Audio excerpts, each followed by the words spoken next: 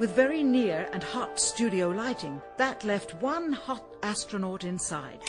Assuming that it was the astronauts inside after all, their faces were always covered. The necessary mammoth amounts of air conditioning were probably responsible for the air current. Here the editor cuts to a still shot of the flag, just as the effect becomes noticeable. Here it is unchecked. This rare clip, attained decades ago, was never re-released with the inevitable increase in experience and scrutiny. To demonstrate 1/6 gravity, a bouncy, floaty feel to the astronauts' movements would be similarly achieved with relative simplicity. Slow motion. You are viewing the scenes as they aired more than 30 years ago. Now let's look at them with the speed doubled.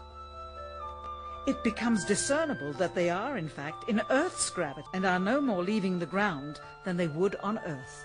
It is clear from these rarely seen color television pictures, high-resolution color video camera with them on their mission. Yet the only pictures broadcast live from the moon's surface were these from a low-definition black and white camera. In fact, the networks complained because in addition to this, they were forced to shoot the images, second generation, off of a projection TV of the technology of 30 years ago, and were not even allowed to take a direct feed, which further degraded the quality and clarity of the images. Perhaps this was precisely what NASA and the federal government had in mind. After all, it was a first, regardless of where they were. Better to open up their debut mission with fuzzy pictures and numerous blackouts, rather than show too much revealing detail of a false scene that was yet unproven. And finally, the element that seals their fate. All the footage of Apollo 11 requested from NASA over a 5-year period. One gem was discovered just before the completion of this documentary, an old reel received by mistake.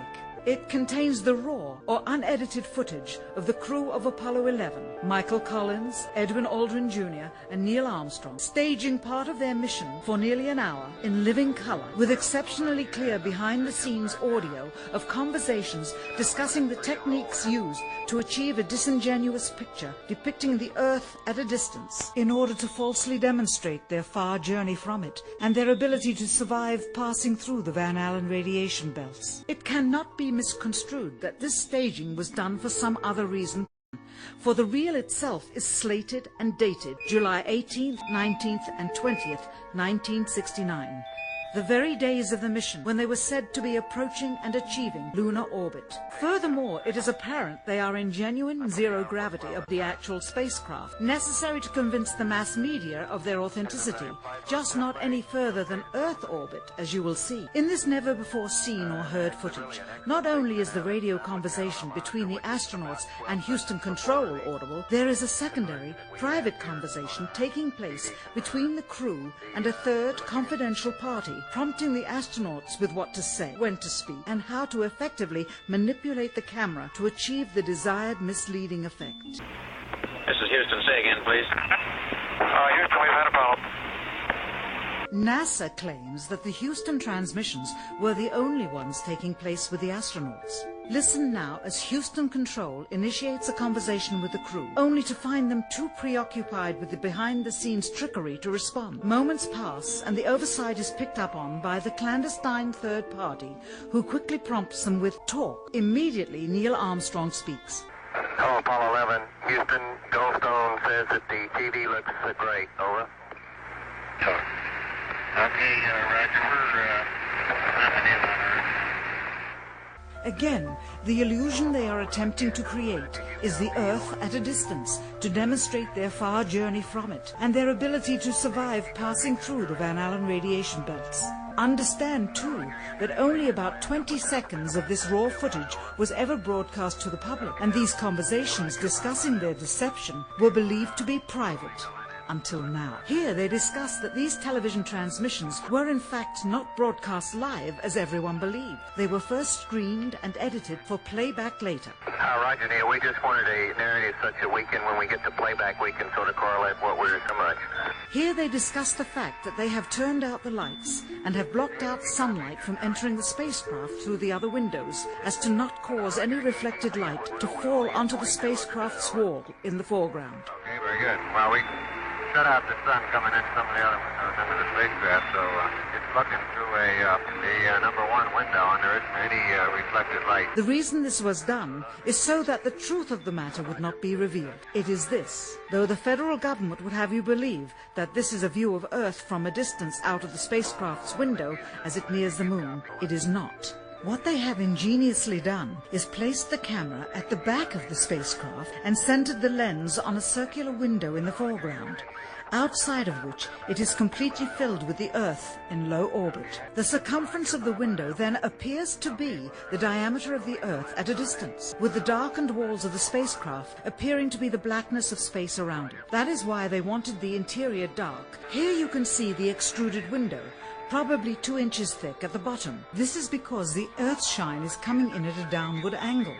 It also causes the Earth to appear to be an irregularly shaped circle, for you are seeing the outside of the window at the bottom and the inside of the window at the top, which together form 2 different sized halves of a circle. Subsequently, this take was never used. As they perfected the shot, a crescent-shaped piece of black material was inset slightly into the window to create the illusion of the Earth's terminator line dividing night and day. It is uncannily convincing. During this segment, intended to be edited and played back later for the worldwide television audience, dated July 18th, 1969, Neil Armstrong condemns himself as he states that he is 130,000 miles out, or halfway to the moon, as the NASA flight log also states on this date, when he is in reality in low Earth orbit of a few hundred miles.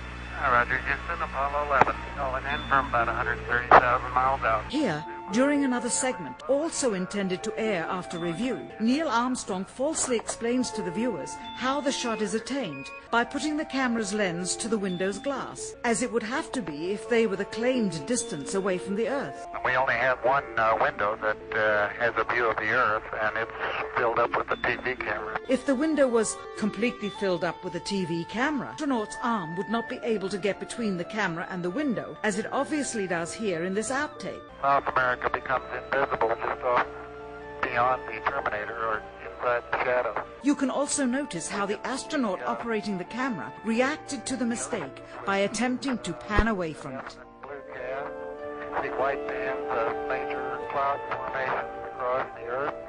This is a segment that they believed wasn't even being recorded, much less suitable for broadcast, for the lens was being zoomed out and the scene was being changed to that of an interior of the astronauts at work, and apparently the stop button popped back up on the recorder without notice. Here is the diffused work light that they used to see camera controls, but not throw light onto the spacecraft's wall. Here they remove part of the crescent insert.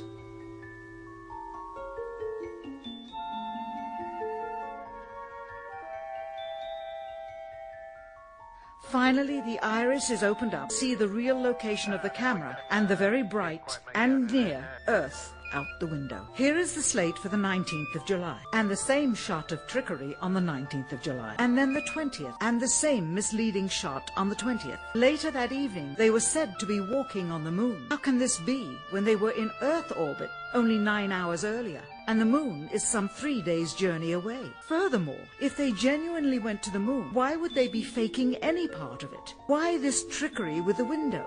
By faking being halfway to the moon, it becomes apparent that they did so because they could not even go halfway. It thus confirms that the stumbling block to their success was the lethal radiation of the Van Allen radiation belts. Since the same equipment was used on the subsequent missions in the 40 months that followed, none of them could have gone to the moon, only increased their proficiency at staging them. When some TV viewers of the second manned mission to the moon telephoned the networks complaining that reruns of I Love Lucy were being interrupted, it became clear that for the taxpayers once was enough. But it wasn't enough for the government and contractors. Billions of dollars of pure profit went with each return. How coincidental that the following mission would have the element of life and death jeopardy. Apollo 13.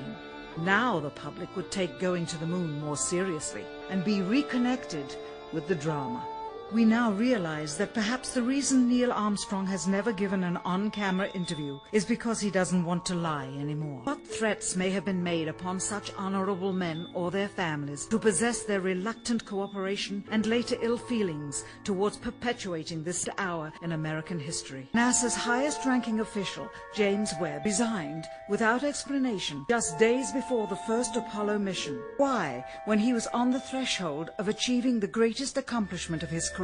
All 3 Apollo 11 astronauts also resigned shortly after their return. On the 25th anniversary of the event in 1994, Neil Armstrong made a rare public appearance and held back tears as he spoke these brief cryptic remarks before the next generation of taxpayers as they toured the White House. Today we have with us a group of students among America's best. To you we say, we have only completed a beginning. We leave you, that is, undone. There are great ideas undiscovered, breakthroughs available to those who can remove one of truth's protective layers.